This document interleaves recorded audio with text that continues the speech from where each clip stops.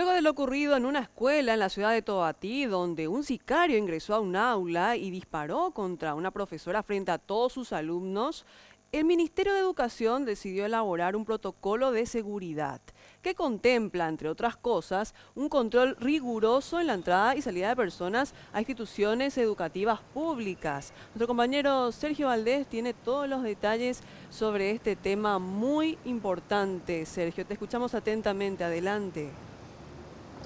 Asimismo, como mencionaban, la situación ocurrida en Tobatí hace unos días nada más, con el ingreso de esta persona extraña a un aula, buscando a una maestra y finalmente confundiéndose y por error disparando dentro de un aula con 20 alumnos, hizo acrecentar la preocupación y de poner mayor control a las instituciones educativas privadas, subvencionadas y públicas, por supuesto, donde hay una buena cantidad de alumnos, más de 1000, por supuesto, más todavía se va a reforzar el control.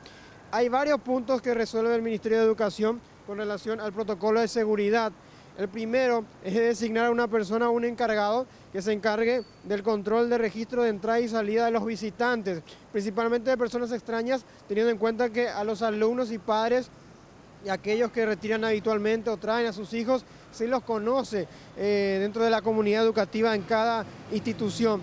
El otro punto también que establece el protocolo de seguridad es que a los visitantes se le va a hacer un control de cédula. Esto más para las personas extrañas, y también se va a registrar la intención el motivo del por cual ingresan a estas instituciones. El punto 3 del protocolo indica que va a haber un solo acceso de entrada y salida para los visitantes. En el caso de que haya otra entrada o salida, se va a decidir por la clausura según lo decían los directores de cada colegio o escuela.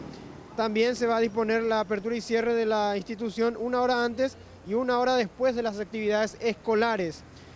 Desde luego también queda prohibido, como sabido, el ingreso de armas, bebidas alcohólicas o estupefacientes. Y desde luego también el control de la policía va a ser muy importante.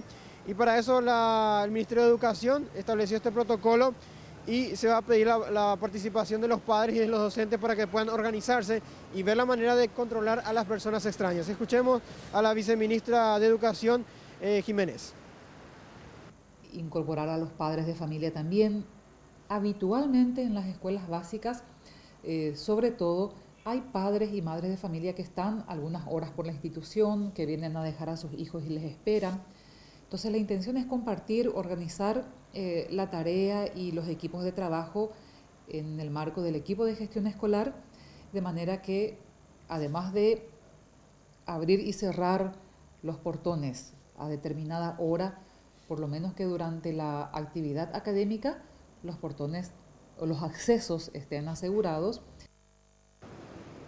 La Policía Nacional dio otras recomendaciones importantes a las instituciones con relación al vallado perimetral. Hablamos de murallas o cercados que puedan dar seguridad a los estudiantes, y con relación a esto se va a estar trabajando desde la gestión educativa del MEC para ver qué instituciones se deben reforzar. Incluso se van a instalar cámaras de seguridad en la medida de las posibilidades dentro de los colegios. La dotación de cámaras de seguridad en aquellas zonas muy críticas.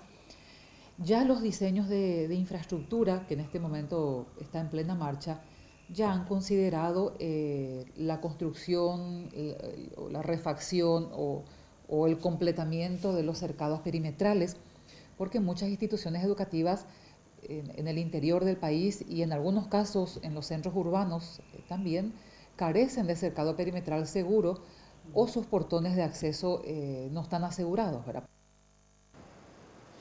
Desde luego esto ya va a tener una aplicación inmediata y va a depender de la responsabilidad de los directores, pues no se prevé dentro de esta resolución del MEC sanción alguna.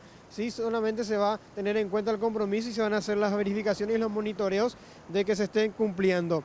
Oficialmente esto se va a lanzar el 13 de septiembre y reiteramos, no existen antecedentes similares a lo ocurrido en la ciudad de Tobatí con relación a este hecho. Y desde luego se pide la participación de todos los padres para que puedan estar atentos a cualquier movimiento extraño en todo momento dentro de la institución y fuera, para que se pueda prevenir este tipo de hechos. Volvemos con ustedes. Muchísimas gracias, Sergio. Realmente muy importante y oportuno este protocolo de seguridad lanzado por el MEC, y esperemos que todos los puntos de este protocolo puedan ser implementados en las instituciones públicas del país.